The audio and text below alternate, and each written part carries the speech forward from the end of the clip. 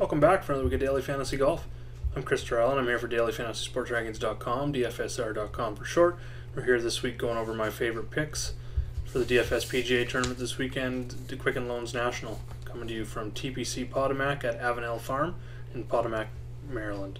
This is the first time this tournament has been at this course. This course, TPC Potomac, played host to an event, the PGA Tour, before or up until 2006. They had some water issues, definitely a lot of turf issues because of that, and it actually closed. It lost its tour event from then. It was redesigned in 2009, completely redesigned. Hasn't been used on the PGA Tour since, but it has been used on the web.com tour. Going to go over that a little bit on the cheat sheet. Something else this week, just looking at the course, a little bit harder to hit fairways, some very penal rough outside the first cut, so your second cut of rough is going to be very penal. So driving accuracy is at the top of my list with strokes gained off the tee this week.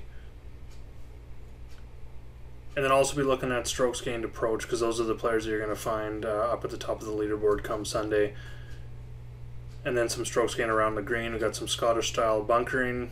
Usually it's sitting almost in every single hole in the landing areas off the tee as well as around the green. So around the green and scrambling is kind of on the bottom end, but I kind of mentioned it in the article. The guys that are going to be scrambling a lot aren't going to be on, most likely not on the leaderboard come Sunday anyway. So mostly off the tee and approach with concentration on a little bit of accuracy, as well as some greens in regulation, proximity stats from 175 to 200 and 200 yards. So start here at DFSR at my picks article. To get that cheat sheet, you're just going to click on the link here, click on the picture. It's going to open up a Google Sheet, and when it opens up that Google Sheet, the first thing you're going to want to do is go to File, Make a Copy, name it whatever you want. You're going to click OK. It's going to open up another sheet, which won't be view only. You'll be able to change the numbers. So what you're going to be able to do is sort some of these columns. And then over at where I've got my model here with my most important stats, once you create your own, you'll be able to come in here and change any of these that you want. Anything that you feel is more important that I maybe don't have highlighted here, like maybe some driving accuracy, and I might end up changing this before lock. It'll be ready to go this afternoon. So first of all, a couple things I changed on the sheet this week. I've got not just opening odds from Vegas, but I've also got a Wednesday update. So this is a Monday morning and a Wednesday afternoon update. So it's just kind of showing you, and then here's a differential column, just kind of showing you where guys are falling when it comes to odds from where they open to where they sit less than 24 hours before the tournament starts. Another thing I added this week was DraftKings average points. I've got each player's average points for their own individual last 5 tournaments, last 10 tournaments, and then their season average as well. And I pull that, this data is all pulled from my PGA trend sheet, which is also available through the article as well. The other thing I added this week, because this is a new course, I did mention it was played on the web.com tour twice in 2013 and 2012, so I added a column beside the tournament history for web.com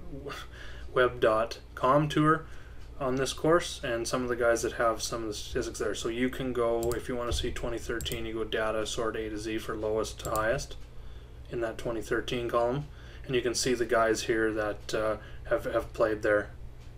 So that's what that's for. I'm going to go back and sort by DK dollar now, and we'll start and we'll get into the picks. So the guys that you see highlighted in green right off the top here, those are the guys I wrote about in the article. If you want to read more about them, just head over to the DFSR article that I wrote this week, and everything will be there for viewing. So the guys in blue are the guys that I'm going to touch on here in the video. And first up is Justin Thomas. Looking at FanShare Sports in that top range, he's being mentioned the least out of those 3, so I think he makes a good pivot off of Fowler, who's going to be probably the highest owned in that range by quite a bit. And then Patrick Reed, who I mentioned in the article, I'm going to be heavy on him as well. Thomas I'll be using in GPPs only. He did miss the cut last week, but top 10s before that, one at the US Open, so not too worried about him. He's third in strokes gained approach, first in par 4 scoring, and first in birdie or better percentage, so those are some things that I like. On the downside is his driving accuracy. He's 89th in driving accuracy. Tony Finau's up next. He's number 4 in the sheet. He's outside the top 10 in overall tags right now on FanShare Sports, and 7th in the 8 and 9K range. So I think he makes a good GPP play this week. He's made 4 straight cuts since he's missed the cut at the Players with a T3, T17 his last 2 weeks. He's first in off the tee stats, 16th in approach, and second in overall off the tee plus approach, the ball striking 2.0 that I talk about. He's 6th in par 4 scoring, 4th in birdie better percentage, and 11th in bogey avoidance. But like Thomas, the only issue for him is the off the tee driving accuracy. So if he can hit some fairways, I think he has a good chance of competing this week, contending for sure. The next guy up on my list here, number 18, David Lingmerth. He won the Web.com Tour event here at TPC Potomac in 2012. Comes in with some excellent form, making 6 straight cuts, including 4 top 25s and a T26 last week. So the 5 finishes inside T26. He's on some really good form. The only downside is he's outside the top 60 in all the strokes gained stats on the sheet. He's going to be chalk. He's mentioned the most in that 8-9K range. I think he's top 5 overall just because of that win in 2012. So I think you can possibly fade him in GPPs. I do like him in cash games though. Can use him a bit, possibly just kind of hinging here. But if you do want to find a pivot in that range, if he's going to be, say, in that 25% ownership range, I'm going to be pivoting to Keegan Bradley, number 16 on my overall sheet. It's going to be a lot lower owned. He's mentioned a lot less. Not really a favorite in the DFS community too much. But he does stand out a lot in the stats. He's 19th in strokes gained off the tee plus approach, 10th in driving accuracy, because that's where that off the tee ranking really comes from for him. He's 15th in par 4 scoring, 21st in birdie or better percentage, and he's coming off a T8 last week. So good GPP pivot off of Lingmerth. Even Steele and Finau, who could come in a little bit higher owned as well. Next up is Bud Cauley. He's 10th overall in my weighted rankings this week. He's made 6 of his last 7 cuts, and the only cut that he missed was the U.S. Open. So giving a little bit of a pass there. He ranks top 20 in both stats and form this week, so that's good to see. He's first in strokes gained approach, top 20 in par 4 scoring, top 35 in greens in both greens and regulation from 175 to 200 and 200 plus. So he's there with the long irons as well. And then up next on the sheet, I got a couple Canadians, starting with Graham Dillette. He's number 17 on the sheet this week. He's made 3 straight cuts with a T57, T10, T26. He's having a good year overall with 5 top 10s. Mr. Ball Striker column, whenever you're looking for a ball striker on a ball striker's course kind of thing, he's 9th in off the tee, 8th in approach, and 5th overall in the off the tee plus approach.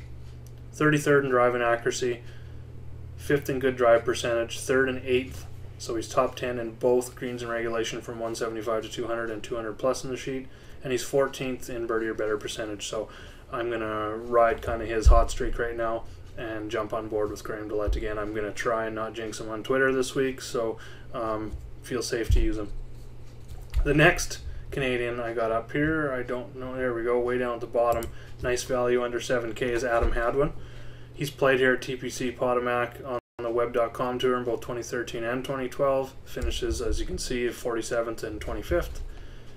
And it's going to be him or Luke List kind of in this range, $6,900 range, that are going to take up the ownership, I think, just because they both played here. They both showed top 25 finishes at this course on the Web.com Tour. But I take Hadwin over List this week. He gets the edge for me just looking at driving accuracy, which I think is going to be important here this week. Up next, I got a group of 3 players who all finished top 15 on the Web.com Tour 2013 here at TPC Potomac. Sung Kang, Tim Wilkinson, and Jim Herman.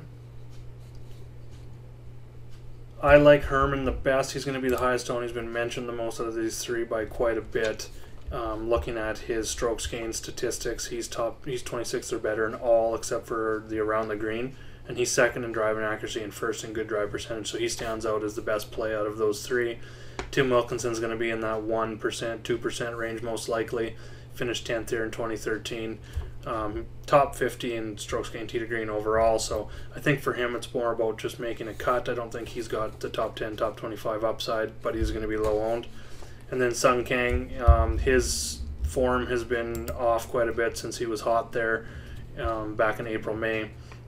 So I think he's going to be a little bit lower owned, and as you can see, he's like top 35 in all the strokes gained stats as well, except for around the green. So I would rank them Herman, Kang, Wilkinson as my favorites, but I think I'll have some exposure to all three this week. And then if you want to get away from some of that high ownership at the top of the sub 7K range, be looking at Grayson Murray, Mr. Twitter there. He's 25th in the overall weighted rankings. And whether you like him or not, he's been playing very well lately considering his cheap salary. He's made 8 straight cuts, 4 straight of T35 or better, so he's coming in quite hot right now. And he leads all golfers in under the $7,500 range on DraftKings this week in average DK points over his last 5 tournaments, 68.3 points, so that really stands out for me. He struggles with the approach, but he's 12th overall on the sheet and off the tee because he's more of a distance player than the accuracy. So he's another GPP only play, as he'll need to find some fairways this week to be able to use, to be able to get up there and get those GPP points like he's been getting. That's about it for this week. If you have any questions about the sheet, anything I added, anything you maybe want me to add in the future, hit me up on Twitter at Jaeger_bombs9. You can leave a comment on my DFSR PGA article at the bottom. You can also join me in the DFSR chat room. I'll be in there tonight, probably at 8 to 9 o'clock Eastern for a couple hours, so hit me up there. You can also private message me if you just want to have a one-on-one. And make sure to like the video, subscribe. We've got more videos coming out. Got NASCAR this weekend at Daytona. That'll be a Saturday night race. And then we got some MLB. We'll be back on the MLB train next week doing some videos for that, probably 2 or 3 times a week. So stay tuned. There's a lot more coming.